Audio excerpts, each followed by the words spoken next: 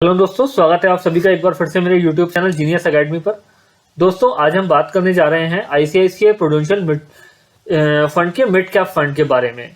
इस वीडियो के अंदर मैं आपको बताऊंगा लार्ज कैप, मिड कैप और स्मॉल कैप फंड क्या होते हैं, इनमें क्या डिफरेंस होता है, और मिड कैप फंड का हिस्टोरिकल डेटा पे हम बात करने जा रहे हैं आईसीआईसीआई प्रूडेंशियल म्यूचुअल फंड के। मिड कैप फंड में एसआईपी लेने के लिए आपको क्या एडवांटेज हो सकते हैं, क्या रिस्क एसोसिएट है इसके साथ, क्या बेनिफिट आप इसके ले सकते हैं, इन सारे टॉपिक्स पे हम बात करने जा रहे हैं। आइए वीडियो को शुरू करते हैं बिना देरी किए। तो देखिए, सबसे पहले आपके सामने है लार्ज कैप, मिड कैप और स्मॉल कैप का फर्क। देखिए दोस्तों, लार्ज कैप फंड क्या होते हैं? ऐसी टॉप 100 कंपनी जो मार्केट कैप के लिहाज से बड़ी हैं, उनको एक्सचेंज पे as a large cap company list किया जाता है या लार्ज कैप कंपनी बोला जाता है। अगर हम लार्ज कैप कंपनी की बात करें तो जो उनकी मार्केट कैप है वो 49,403 करोड़ रुपए है इस समय। नंबर ऑफ स्टॉक ऐसी 100 कंपनीज इसमें लिस्ट है। उसके बाद मिड कैप की अगर हम बात करें तो उन 100 कंपनीज से आगे बढ़ के 101 से लेके 250 यानी अगली 150 बड़ी कंपनियां मिड कैप के अंदर इंडेक्स होती है। और उसके बाद 251 नंबर से शुरू होके एन नंबर तक जो कंपनियां हैं लिस्ट, उनको स्मॉल कैप का दर्जा दिया जाता है। आपके सामने डेटा दिया जा रहा है कि जो 49,403 करोड़ रुपए की मार्केट कैप है वो लार्ज कैप कंपनियों की है। उसके बाद 49,403 करोड़ से कम और 17,835 करोड़ रुपए से ज्यादा की मार्केट कैप अगली 150 कंपनीज की है। और उसके बाद 17,835 करोड़ से कम बट 500 करोड़ रुपए से ज्यादा की जो मार्केट कैप है वो अगली 959 कंपनियों की है जो स्मॉल कैप में लिस्ट है। ये डेटा आपके सामने 31 दिसंबर 2021 का है, जिसे आईसीआईसीआई प्रूडेंशियल म्यूचुअल फंड की वेबसाइट से लिया गया है। आगे बात करते हैं मिड कैप फंड में एसआईपी की। आईसीआईसीआई प्रूडेंशियल म्यूचुअल फंड का मिड कैप फंड, इसके बारे में हम बात करेंगे और इसके हिस्टोरिकल डेटा पे बात करेंगे। आईसीआईसीआई प्रूडेंशियल म्यूचुअल फंड की मिड कैप फंड में एसआईपी लेने के क्या एडवांटेज और क्या डिसएडवांटेज हो सकते हैं अगर आप एसआईपी लेते हैं मिड कैप फंड में। तो देखिए, मिड कैप फंड एक ऐसा फंड है जिसमें एसआईपी लेना आपके लिए लॉन्ग टर्म में बेनिफिशियल हो सकता है, क्योंकि ये वो फंड है जिसमें से आगे चल के बहुत सारी कंपनियां लार्ज कैप में जाने वाली हैं। के अंदर वो कंपनी है जो आगे मार्केट की लीडर बनने जा रही हैं, लार्ज कैप फंड में जा रही हैं। जैसे कौन जानता था कि एचडीएफसी जो 300 रुपए का शेयर है आगे 2,000 रुपए को टच करने जा रहा है। या हम एमआरएफ टायर्स की बात करें जो 600 रुपए का शेयर है और वो 75,000 का शेयर होने जा रहा है। 600 रुपए और 75,000 रुपए, आप फर्क समझ सकते हैं। तो ऐसी कंपनियां मिड कैप से निकल के स्मॉल लार्ज कैप में जाती हैं और अपने आप को वहां पर एक प्लेयर, बड़े प्लेयर के रूप में एग्जिस्ट करती हैं और लीडर बन के दिखाती हैं। तो इस फंड में एसआईपी लेने का यही हमको एडवांटेज होगा कि हम उन लार्ज कैप कंपनीज को आज बहुत ही फुटकर दाम पे खरीद रहे हैं, यानी बहुत ही फोकट के दाम पे उनको खरीद रहे हैं जो कल को लार्ज कैप बनने वाली है। इसीलिए स्मॉल इन्वेस्टर जिनके पास टाइम पीरियड कम है, जिनके पास 5 साल से कम का टाइम है, वो इस फंड से दूर ही रहें तो ज्यादा अच्छा होगा, क्योंकि यहाँ पर बहुत रिस्क एसोसिएट होता है। 5 साल से कम का अगर टाइम है आपके पास तो आप मिड कैप फंड ना लें, ये एक एडवाइस है। अगर आपके पास 5 साल से ज्यादा का वक्त है तो आप मिड कैप फंड में एंट्री कर सकते हैं। आगे हिस्टोरिकल डेटा के थ्रू आपको बताया जा रहा है कि इस फंड ने अपने पीछे किस तरह के रिटर्न्स दिए हैं। तो आइए आगे बात करते हैं। देखिए, जैसा कि मैंने आपको बताया, यहाँ पर इस पीपीटी के थ्रू आपके सामने म्यूचुअल फंड का डेटा दिया जा रहा है मिड कैप फंड का आईसीआईसीआई प्रूडेंशियल म्यूचुअल फंड की तरफ से, कि अगर 5 साल से आपकी एसआईपी कम चली है तो माइनस है, तब भी आप शांत रहें, you have to don't worry. अगर आपकी एसआईपी 5 साल से ज्यादा लेकिन अभी 10 साल से कम चली है तो it will be in green zone and you have to be happy. But अगर आपकी एसआईपी 10 साल से ज्यादा का टाइम क्रॉस कर चुकी है तो ये आपको रिटर्न ही कमा के दे रही होगी और ये आपको वेल्थियर बना रही है, आपकी वेल्थ क्रिएशन का समय चल रहा है। रिटर्न्स की अगर हम बात करें तो आगे देखते हैं। देखिए, एक 10,000 रुपए की एसआईपी हम शुरू करते हैं 1 नवंबर 2004 को।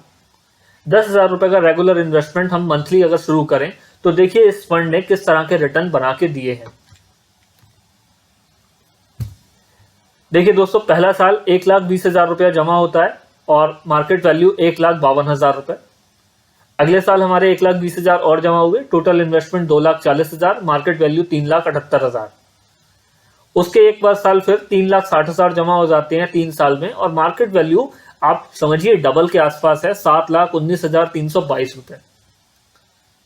लेकिन उसके ठीक एक साल बाद देखिए मार्केट में रिसेशन आता है, ये 2008-9 का समय है, 4,80,000 रुपए जमा हो चुके हैं, लेकिन मार्केट की वैल्यू देखिए आप, जो 7,19,000 रुपए दिख रही थी वो खत्म होकर 3,25,000 पे आ जाती है। यानी कि आप सोचिए कितना लॉस एक साल में। क्यों? क्योंकि आप मिड कैप फंड में हैं। स्टॉक करेक्शन में जाते हैं और आपका स्टॉक जो 7,19,000 पीछे था और उसके बाद 1,20,000 और डालने के बाद भी मार्केट वैल्यू 3,25,135 रुपए हो जाती है। यहां पर देखिए नीचे लिखा भी है कि हम नॉर्मल केस में क्या करेंगे, stop the SIP, stop the SIP, पैसा निकाल लो। लेकिन जो समझदार इन्वेस्टर होगा, जिसने लॉन्ग टर्म के लिए पैसा लगाया है, मिड कैप के थ्रू आया है, वो यहां पर रुका रहेगा।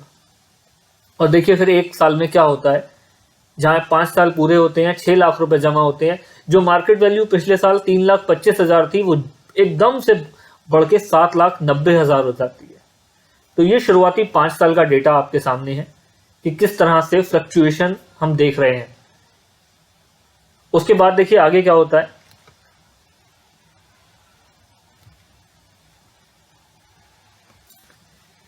6 ईयर में हमारा इन्वेस्टमेंट 7,20,000 हो गया है और मार्केट वैल्यू 12,50,000 के लमसम, यानी डबल से थोड़ा कम। 7 साल में हमारा इन्वेस्टमेंट 8,40,000 और मार्केट वैल्यू 10,90,000 रुपए। 8 साल में इन्वेस्टमेंट 9,60,000, मार्केट वैल्यू 13,47,000। 9 साल में इन्वेस्टमेंट 10,80,000, मार्केट वैल्यू 14,39,000। जैसा पीछे बताया कि 5 से 10 साल में अगर आप बीच में आ गए हैं तो यहां आपका इन्वेस्टमेंट ग्रीन जोन में आ जाएगा, बी हैप्पी। लेकिन अभी असली पिक्चर सामने आना बाकी है। अभी हमने पहले 5 साल की बात की, जहां हमको ग्रीन लाइट, रेड लाइट, दोनों लाइट दिख रही हैं और एसआईपी फ्लक्चुएट हो रही है। उसके बाद हमने 6 से 9 साल की बात की, जहां हमारा ग्रीन जोन शुरू हो गया है, हम प्रॉफिट में हैं। लेकिन क्या मिड कैप फंड हमको इतना ही प्रॉफिट बना के देने वाला है? नहीं दोस्त, पिक्चर अभी बाकी है। आइए देखते हैं आगे। देखिए 10वें साल में क्या होता है। 9 साल तक हमारे पैसे की जमा पूंजी थी 10,80,000 और कीमत थी 14,39,000। लेकिन 10वें साल में सिर्फ 1,20,000 रुपए हमने जमा किए और अब हमारा इन्वेस्टमेंट हो गया 12 लाख रुपए और मार्केट वैल्यू जो पिछले साल 14 लाख रुपए थी, जंप करके 30 लाख रुपए हो गई। यानी कि लास्ट ईयर से भी अगर हम कंपेयर करें तो जस्ट डबल, 12 लाख का इन्वेस्टमेंट और मार्केट वैल्यू 30 लाख रुपए। सोचिए उस इन्वेस्टर को जिसने 9 साल एसआईपी चला के पैसा विड्रॉल किया है, उस इन्वेस्टर के बारे में सोचिए। तो 10 साल का इन्वेस्टमेंट 12 लाख रुपए हमारा है और उसकी मार्केट वैल्यू 30,46,000 रुपए है। और यही वो समय है जहां से मिड कैप फंड आपको आपका असली रिटर्न देना शुरू कर रहा है, ईयर बाय ईयर। अब देखिए इससे आगे क्या होता है 11वें साल से ऑनवर्ड। 11 साल मार्केट वैल्यू 34,58,000, इन्वेस्टमेंट 13,20,000। 12वें साल 14,40,000, मार्केट वैल्यू 41,72,000। 13वें साल 15,60,000, मार्केट वैल्यू 53,68,000। आपको आधा करोड़पति बना चुका है ये फंड। सिर्फ 15 लाख रुपए जमा किए हैं हमने, 15,60,000 और मार्केट वैल्यू 50 लाख के ऊपर आ चुकी है। 14वें साल में 16,80,000 जमा किया, थोड़ा सा स्लो डाउन, 49,27,000 पे है। लेकिन 15वें साल में 18 लाख जमा किया है और फिर से हम आधे करोड़पति, 50 लाख के ऊपर 52,93,546 रुपए। यही म्यूचुअल फंड की काबिलियत है, यही एसआईपी का मैजिक है। ये कोई जादू नहीं, ये टाइम गेम है। जितना समय आप टाइम जितना देंगे म्यूचुअल फंड में, उतना ज्यादा आप कमाएंगे। और मिड कैप फंड का आपको साथ है, जैसा मैंने पहले ही बताया कि ये वो फंड है जो आगे चल के लार्ज कैप में जाने वाला है। तो ऐसी कंपनीज के साथ आप अच्छे रिटर्न बना सकते हैं। 18 साल की अगर हम टोटल हिस्ट्री देखें इस फंड की, तो 18 साल में क्या होता है, 18 साल में 20,60,000 रुपए हम जमा करते हैं और लगभग करोड़पति बन जाते हैं। 95,15,551 रुपए की वेल्थ हम क्रिएट कर लेते हैं। ये सारा कुछ हमको 18 साल तक पेशेंस के साथ इन्वेस्टमेंट करने पे मिलता है। थोड़े से मार्केट में करेक्शन से अगर आप नहीं डरते हैं और इन्वेस्टमेंट में बने रहते हैं तो इस तरह के रिटर्न आपका स्वागत कर रहे हैं। लेकिन अगेन रिपीट करूंगा दोस्तों, मिड कैप फंड के साथ आप तभी जाएं जब आपके पास कम से कम 5 साल का समय हो। 5 साल से कम का समय है तो आप मिड कैप फंड में ना आए। मिड कैप फंड तभी है जब आप पे 5 साल से ज्यादा का टाइम है। दूसरी बात दोस्तों, एसआईपी लेने के लिए एक बहुत इंपॉर्टेंट चीज है कि एसआईपी आप जो भी ले रहे हैं वो आप अपने किसी ना किसी गोल से जरूर जोड़ें। आपका गोल डिसाइडेड होना चाहिए, चाहे आपका वेकेशन का है, चाहे आपका एजुकेशन है, वेडिंग है, कार है, हाउस है, रिटायरमेंट है, एनीथिंग। गोल आपका एसोसिएट होना चाहिए कि मैं ये जो एसआईपी ले रहा हूं किस पर्पज से ले रहा हूं, क्योंकि अगर एसआईपी आप यूं ही ले लेंगे तो यूं ही निकाल भी लेंगे और वो अपने पर्पज को पूरा नहीं कर पाएगी। तो देखा आपने मिड कैप फंड के बारे में किस तरह के मैजिकल रिटर्न आपको बना के दिए। आज हमने समझा कि mid cap fund, large cap fund और स्मॉल कैप फंड क्या होते हैं। उम्मीद करता हूं दोस्तों वीडियो आपको पसंद आया होगा। वीडियो पसंद आया हो तो लाइक करें, कमेंट करें, फ्रेंड्स के साथ शेयर करें और मेरे चैनल को सब्सक्राइब करें। बेल आइकन जरूर प्रेस करें ताकि इस तरह की इंफॉर्मेटिव वीडियो आपको मिलती रहे। और सबसे लास्ट में दोस्तों disclaimer, mutual fund investment are subject to market risk. Read all scheme related document carefully. किसी के कहने या सुनने से इन्वेस्टमेंट ना करें। इन्वेस्टमेंट करने से पहले सभी तरह के दस्तावेजों को, स्कीम्स को अच्छे से जांच ले, समझ ले।